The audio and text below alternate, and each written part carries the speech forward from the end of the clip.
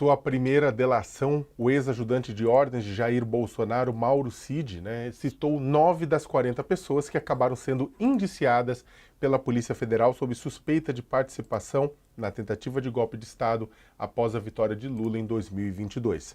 No depoimento, o tenente-coronel já sugeria o envolvimento dos generais Walter Braga Neto, ex-ministro e candidato derrotado à vice-presidência, Paulo Sérgio Nogueira, ex-ministro da Defesa e ex-comandante do Exército, e Mário Fernandes, ex-número 2 da Secretaria-Geral da Presidência.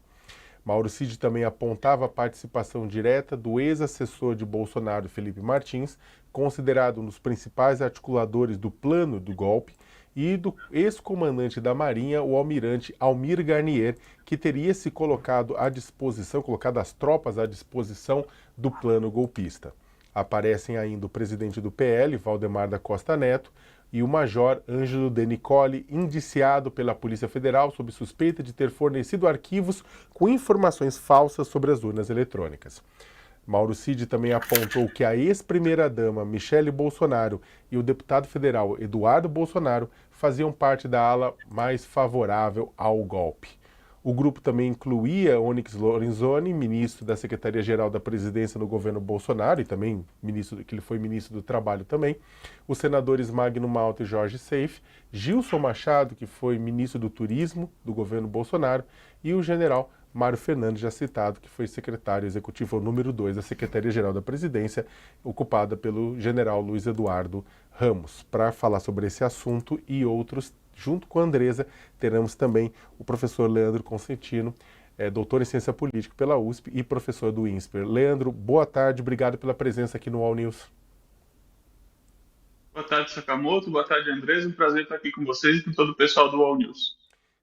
Leandro, já começando com essa delação, a delação, como a gente sabe, primeiro documento, ele não é de agora, já faz um tempo, foi o primeiro de vários depoimentos que ele deu, veio a público agora, né, foi divulgado pelos colegas, acho que se não me falha a memória, pelo Hélio Gaspari, nosso colega, né, jornalista, e aparece nomes que já tinham aparecido, né, aparecem nomes que já eram relativamente conhecidos.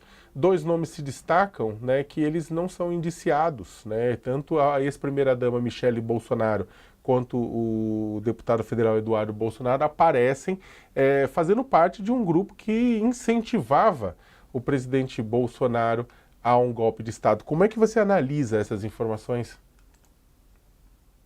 Realmente grave, né, Sakamoto, que a gente veja o entorno aí do presidente, sobretudo o entorno familiar aí, estando envolvido nessa tentativa de virar a mesa. O Brasil passou por uma redemocratização já há um bom tempo, a gente já tinha resolvido muito bem as nossas questões com esse tipo de assédio ao regime democrático, mas pelo que a gente está vendo, tem pessoas ainda tentando buscar alternativas extra processo eleitoral, extra legislação, extra Estado democrático de direito, para tentar uma virada de mesa. Eu acho que o grave não são os personagens, como você bem pontuou, a gente já conhecia ali, já sabia da proximidade da tentativa. O grave é que tudo isso partiu da boca do ajudante de ordens do presidente da República, alguém que estava ali diuturnamente com o ex-presidente Jair Bolsonaro, o tenente-coronel Mauro Cid. Portanto, a gente tem que analisar com lupa que ninguém está trazendo aí uma declaração de um opositor ou de alguém que tenha interesse em demolir a narrativa bolsonarista, mas sim de alguém que esteve o tempo todo próximo ao ex-presidente Bolsonaro. Acho que essa é a grande questão, é a grande novidade. Não vem de um adversário político, vem de um aliado de primeira hora e por isso torna a delação muito mais grave. Andresa, como é que você avalia esse texto de delação que veio a público, principalmente os nomes da ex-primeira-dama e hoje diretora do PL Mulher, Michele Bolsonaro, e do deputado federal Eduardo Bolsonaro? Desculpe, não chegou a... Era para Andresa, Leandro, desculpa, é que deu uma falhada aqui, mas era para Andresa, me perdoe. Tá, eu tô um pouco rindo aqui porque a gente tem Leandro e Leonardo na tela hoje, desculpa. Exatamente, é uma dupla. Eu canto muito mal, então não sei quanto ao Leandro, na verdade. Eu não vou nem arriscar. Não vai dar certo. Tô segurando o riso aqui, mas foi. Estamos aqui no domingo, também vamos relaxar um pouco com tanto assunto pesado. Mas voltando aqui, eu queria, né, falar um pouco também do Hélio Gaspari, que foi quem trouxe, né, essa delação premiada e que trouxe um requinte de detalhes que até hoje a gente não conhecia. E a gente não está falando de qualquer um, né? O Hélio Gaspari, ele é um historiador, né? Ele tem essa memória do país, ele fez uma série sobre a ditadura, então é uma pessoa muito importante, e vindo dele, né, esses relatos da delação, ele teve lá ali com exclusividade, a gente sabe também a seriedade que é isso.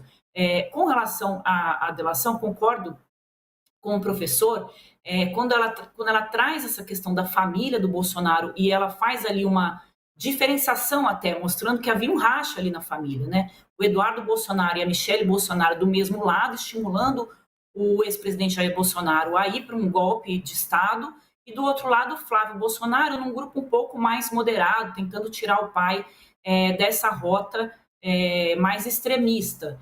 E tem também uma divisão entre os militares, que me chamou a atenção, que um dos militares, um dos generais, vou ter que pegar uma cola aqui, disse que se o país entrasse numa ditadura, isso poderia levar mais de 30 anos, né, o país nisso. Acho que demonstra ali um pouco de consciência também da parte dos militares do que aconteceu no país quando a gente viveu uma ditadura, né, que a gente ficou 22 anos aí vivendo esse inferno, né, e todo mundo sabe muito o que aconteceu, e acho que o filme agora nosso que está representado ali no Oscar, quem não sabe, vai assistir que você vai entender um pouco do que eu estou falando. E a ditadura não foi boa para ninguém, né? A economia não foi boa na ditadura, é muita lenda que se coloca nesse, né? Porque com os militares a economia foi ótima, não é nada disso, basta conhecer um pouco. Então, essa presença da família do Bolsonaro me chamou a atenção, e essa divisão entre os militares também. E, como o professor falou, o Mauro Cid não só era uma pessoa muito próxima do presidente Bolsonaro. O Mauro Cid, ele segurava a pastinha ali do Bolsonaro, estava com ele o tempo todo, mas ele participou também destas reuniões, né? Ele participou da reunião onde se discutiu a minuta do golpe, e essa narrativa mostra muito claramente que se discutiu sim, que se pediu adendo sim, e que isso só não veio a ser concretizado porque teve essa divisão entre os militares. Se nós estaríamos vivendo hoje numa ditadura, não estaríamos aqui comentando nada disso. Provavelmente eu e Sakamoto estaríamos presos nesse momento, né, Sakamoto? Eu não tenho dúvida nenhuma.